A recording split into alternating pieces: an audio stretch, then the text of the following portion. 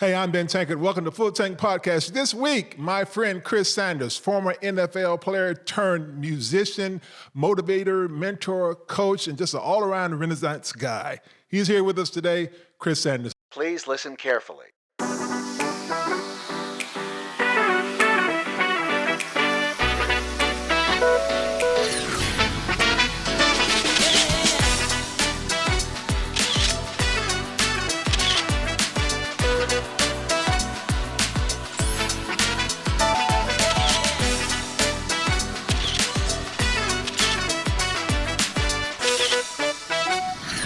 Please listen carefully. You are enjoying the Full Tank Podcast, sponsored in part by Faith Words.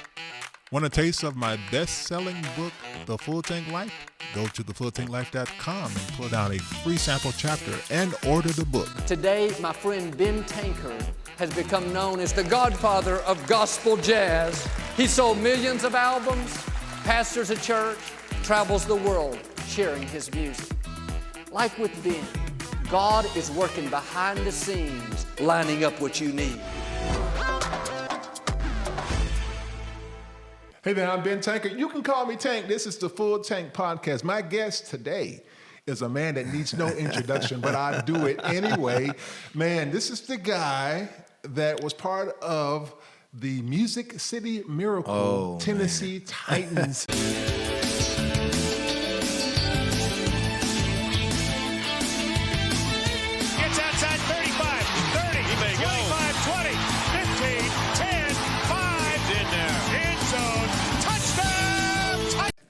Welcome to the podcast, man. This is Chris Sanders and one of my best friends of at least, 30 years now? Yeah. Man, welcome to the podcast, brother. Well, it's always a pleasure to be here. This was more when last time I saw you had an afro. It's gone. It's gone now. But it's been that long. Man, yeah. I think we was on, TBN? TBN. Oh, yeah. But you know what's so funny? We ain't seen each other in a while, but it's like riding a bike. It just picks up where it started. and we ain't never had no drama. No. We've been friends. Drama, what? We've been friends, 30 years? Yes. And we have never had an argument. We ain't disagreed on nothing. Nothing. And Nothing. so we can be apart and get back together after a few years. Absolutely. And pick right up where we left off. Yeah. And it's no drama like, man, how come you ain't called me?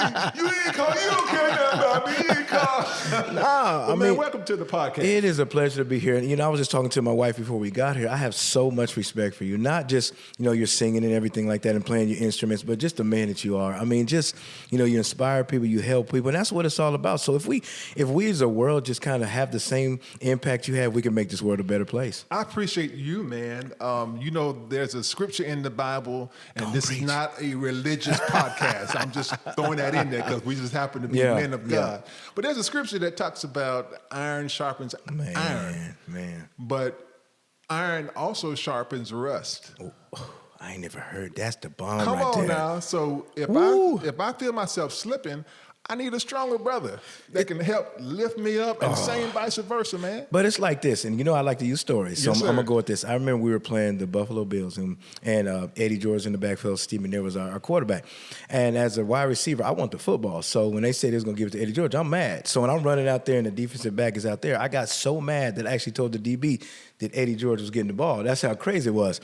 And as I'm blocking, Eddie is coming my way, and he knocks me down. And I'm laying on the ground, nose bloody, my helmet to the side. But I'll never forget this. Big old Eddie George, 6'4", 200-something pounds. He sees that I'm laying there, and he picks me up, and he gives me Gatorade, and he gets me right back in the game. Wow. That's how brotherhood is. That's a story. When somebody falls, when somebody is hurt in life, they pick them up and they get them the word and get them right back in the game. That's what brotherhood is. Man, we're going to get into the weeds because I know you got some stories. Yes. And, everybody has a Google life. You Google Ben Tankard. Yeah. Thank God nothing crazy pops up. My reality show with my family, my music. But when you Google Chris Sanders, First thing you see, Music City Miracle. Oh, So for man. those who are fresh fans of Chris Sanders Yes. and might not have been around when this happened, kind of walk us through what is the Music City Miracle? It's probably the craziest play I've ever been around. I mean, we were playing the Buffalo Bills, and this is the playoff game. We haven't been in the playoffs in 20-some years. So we get there and we score a Tennessee Titans. We score a touchdown. Then all of a sudden, the Buffalo Bills kick a field goal and take the lead, and there's 16 seconds left in the clock. It looked like it was over, and I'm sitting on the sidelines, and everybody talks about, or some of the coaches talk about how we practice it in practice. What you talking about, Willis? We ain't never practiced it in That practice. wasn't a planned play? The funny thing about it is there's another receiver that was supposed to be in. His name was Derek Mason. He got hurt on the play before, so they asked Kevin Dyson, who was sitting on the sidelines, to come on in.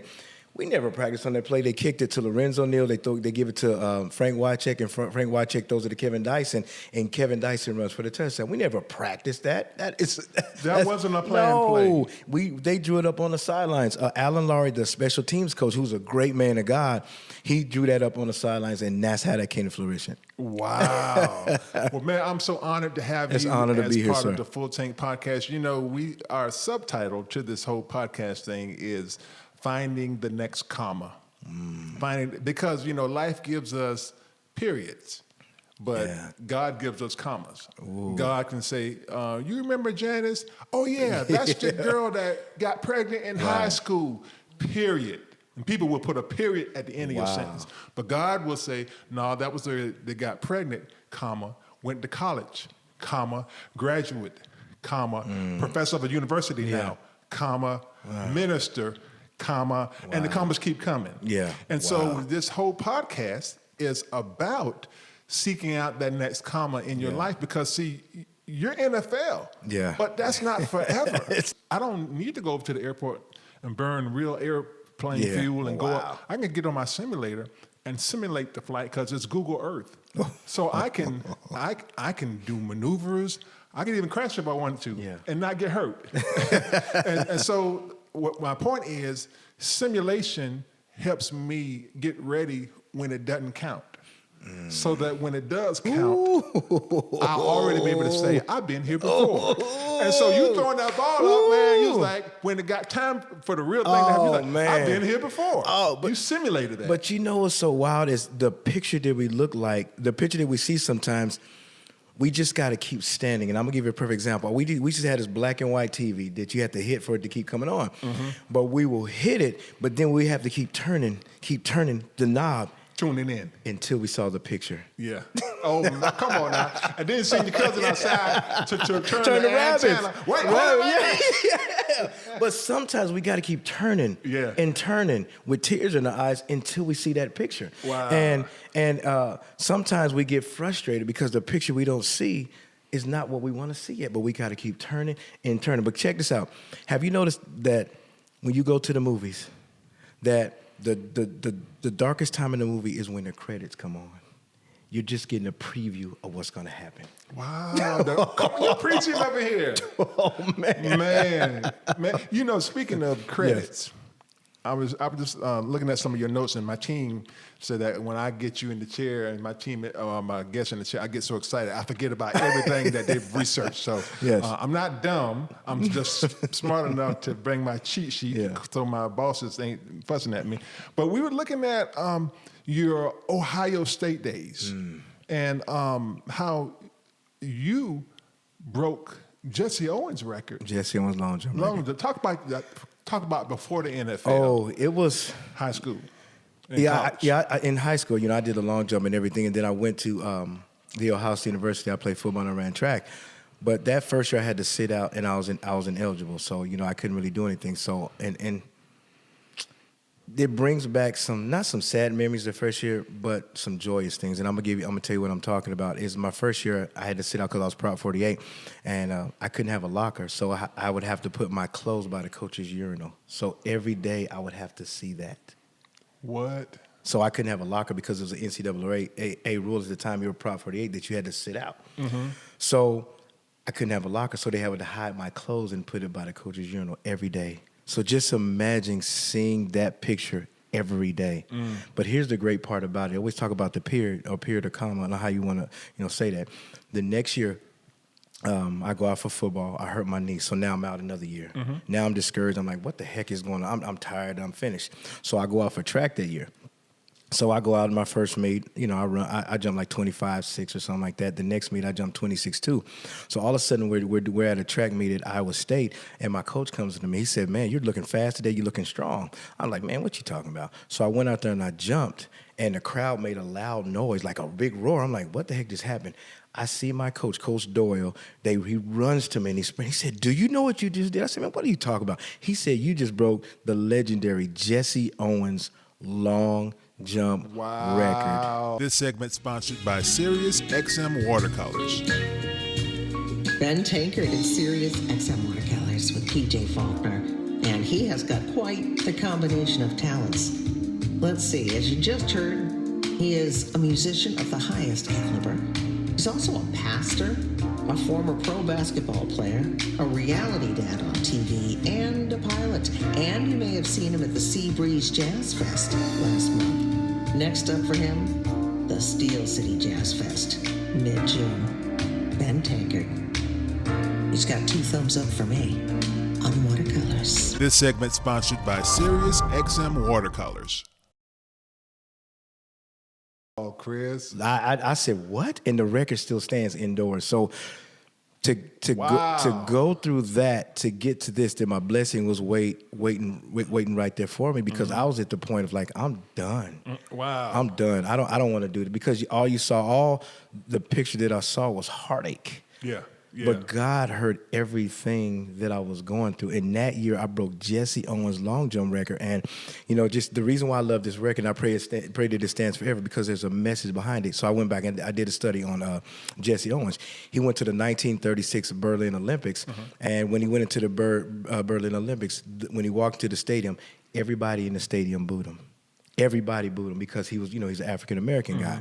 So when he got done after 4 medals, all the people that booed him had to give him a standing ovation. Wow, look at that. So when life boos you, when people count you out, at the end of it, they are going to have to give you a standing ovation to see what God's going to do. Man, you preaching on a non-preaching podcast. Yeah, that's why that record means so much. I talked to my wife about it, and you know, my wife, Faith Sanders, she even when I don't want to talk about the record, or even when I don't talk about the NFL, she always tells people how awesome that is.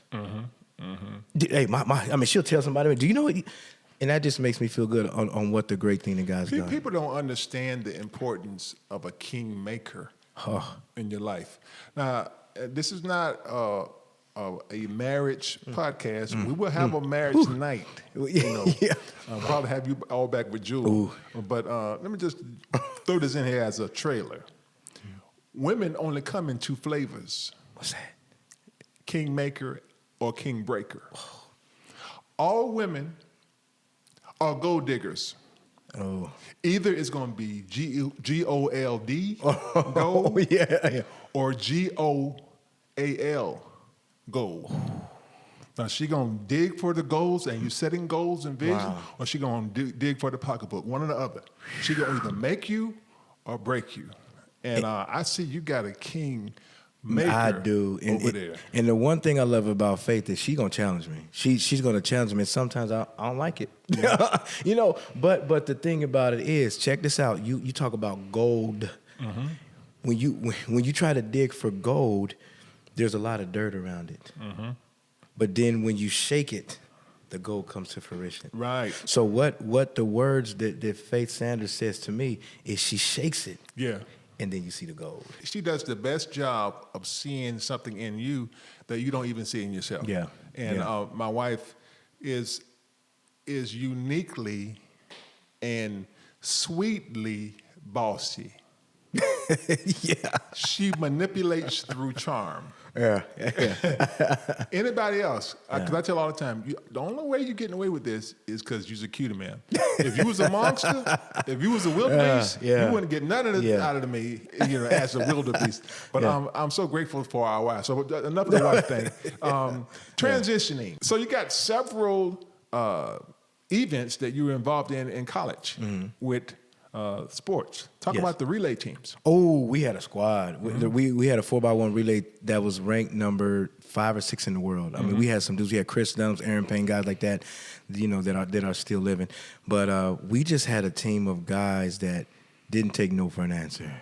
I mean, we went after it. And Ohio State wasn't really known as a big track powerhouse. Yeah. But man, you ran the 4x4? I ran heck to the no. That's a grown man's race. 4x1. That's a 100-meter dash. 4x4 is a 400. Now, absolutely not. Okay. You can't tiptoe in that race because you'll get embarrassed. So I ran the 4x1. I ran the 200-meter dash, and I did a long jump. So I love track. I just love to compete. I love it to where when people say you can't do it, you do. And I'm gonna give you a perfect example. We was in the Big Ten championship in 1994, and I'll never forget. There was 3 or 4 guys that were ranked in the world at that time, and they wasn't talking about me at all. They was talking about those 4 guys.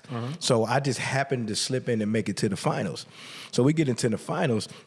And, I didn't know they were talking about me on TV because it was on TV. So I went back and looked at the VHS tape. You don't remember those. But I went back and watched it, and they were talking about the other 4 guys. He's going to do this. He's going to do that. He's going to do that. Guess who wins? A guy from Denver, Colorado, with a bad haircut. Everything. It was me. Come on, Doc. And I'll never forget that race because it teaches you something that even if they don't talk about you, you still can win the race. That's good. And so you do a good job of bringing your experiences into the next season in your life. So you brought experiences from high school into college. Yes. And then now from college to the NFL, and then now the NFL. How long did you stay in the NFL? I played in the league for 8 years.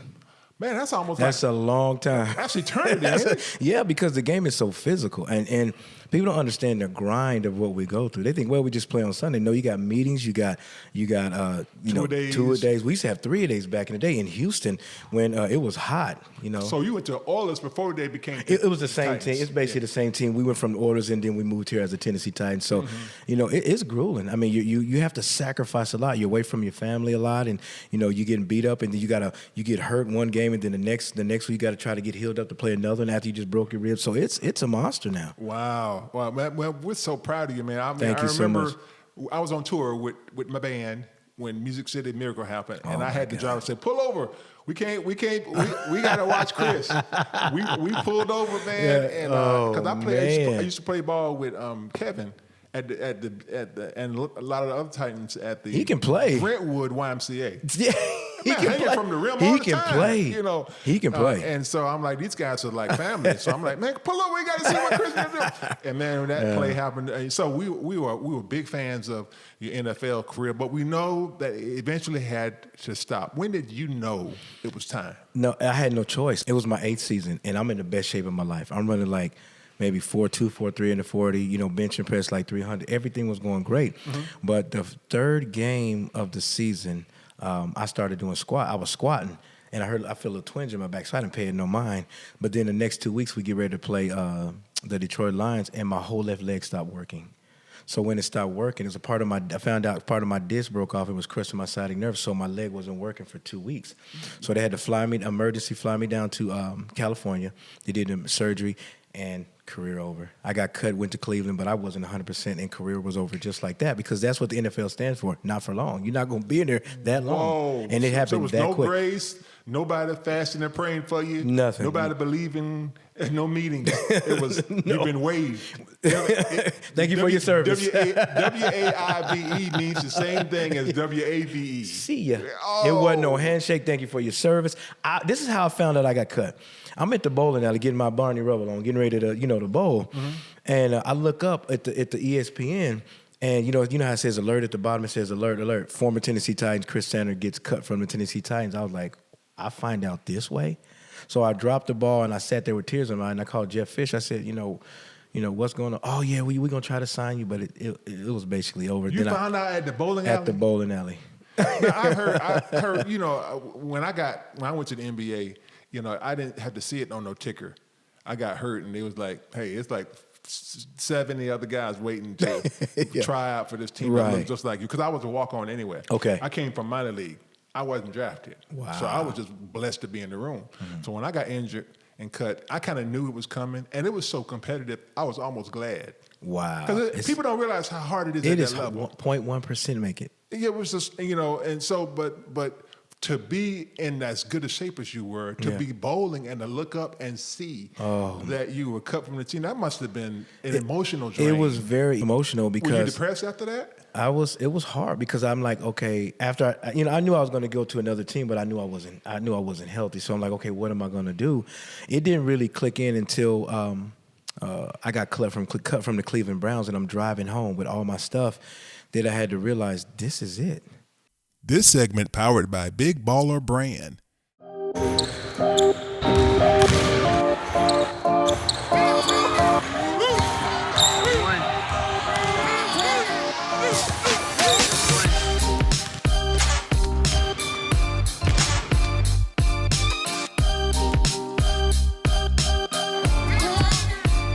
Full Tank Podcast from the bench. Here's the question: how does a man get over heartbreak that he caused? I would say you got to find out why you caused it and then don't do it again. Yeah, the first stage is admitting. So you caused the heartache. It don't even have to be relationships. It could be your mom, your cousin, your best friend. How do you get over it when you know it's your fault? Come to Destiny Center. I'll show you how to get over that stuff. Come to church. This segment powered by Big Baller Brand. Visit BigBallerBrandInc.com for the latest releases in clothing, shoes, and more. Triple B, Big Baller Brand.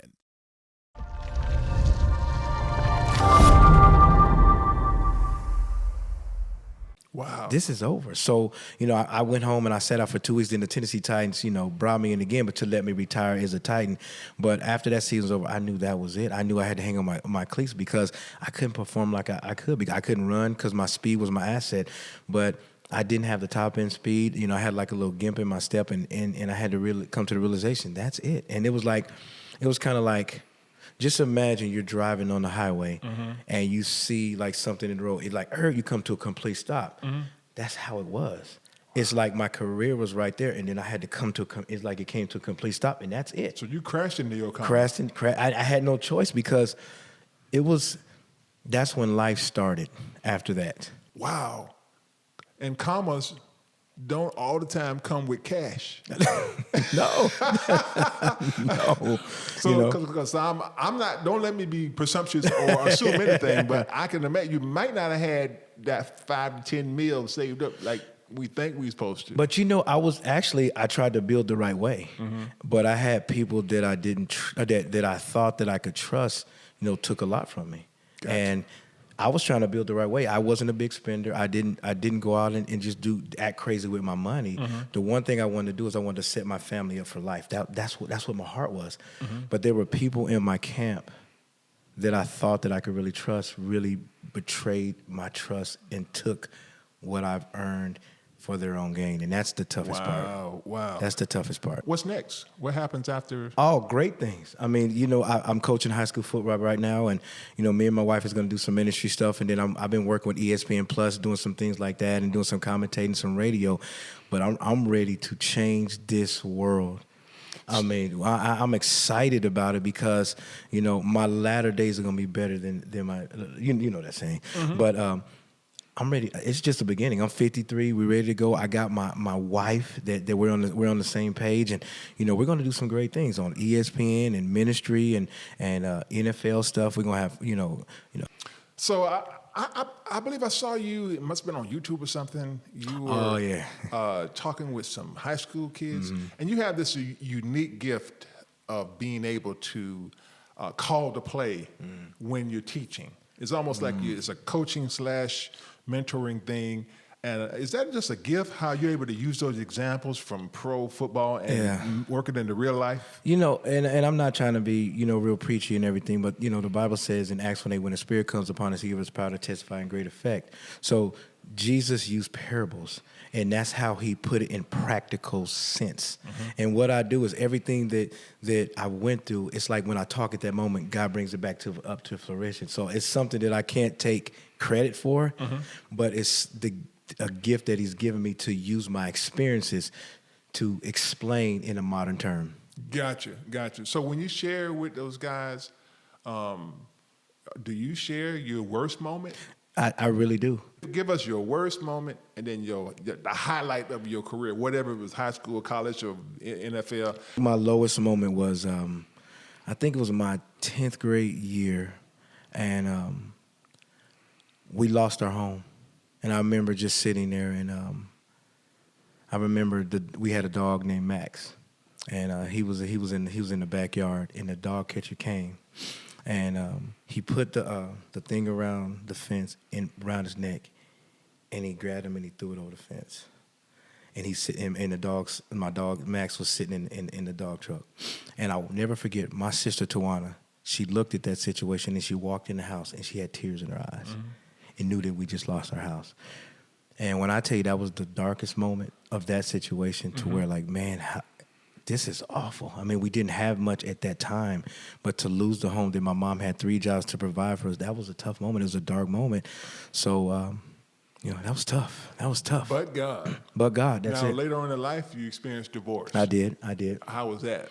It was tough. The reason why it was so tough is the betrayal. This segment empowered by CrefloDollarMinistries.org. Understanding grace, empowering change. Ain't nothing like Creflo Dollar to change our script, boy.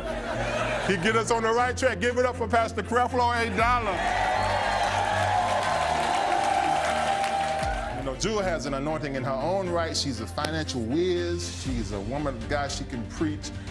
She's the preacher. I'm the teacher. She has her own schedule. So sometimes I get to go with her to this big women's conference. And we're in the hotel. They give us the honeymoon suite. I don't want it to go to waste. So she's meditating, trying to get ready for the message. And so I want to, put on the Luther. How many Lutherans we got?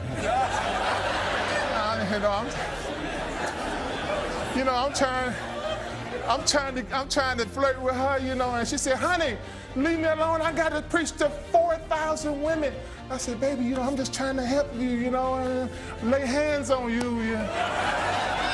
And so I kept on bugging. She said, honey, leave me alone. I'm trying to get into Jesus. I say, Jesus is in me. Don't that mean? I think that of trusting somebody that you thought cared, I think that's hard. And I'm not putting anybody down, but that's just kind of how it was. Well, I was on the road most of the time. Right. But when you went through that, I don't know why people was just talking so bad. Like, this is Chris. God. This is my guy.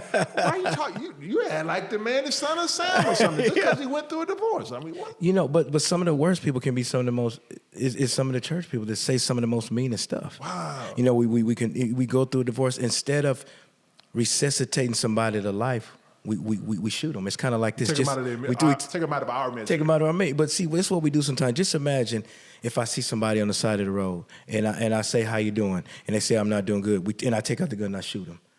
Wow. That's what we do. That's what we do. We have people that go the through. Christian army is the only army that killed their wounded. Yeah, with somebody going through stuff, say, are you doing all right? Then we take our gun and we shoot them even worse. Yeah. And instead of resuscitating them to get back to life, what we do is we kill them. And I just think that we as believers, we as men of God and women of God, we need to be there for each other. And I'm gonna tell you this. I'm gonna give you another example. I give stories all the time. That's what we're here for. I remember we were playing the Pittsburgh Steelers, and as we was playing the Pittsburgh Steelers, there's a guy named Lorenzo Neal. He was our fullback. I mean, he's a short guy. He was a wrestler, had no neck, just a big old dude.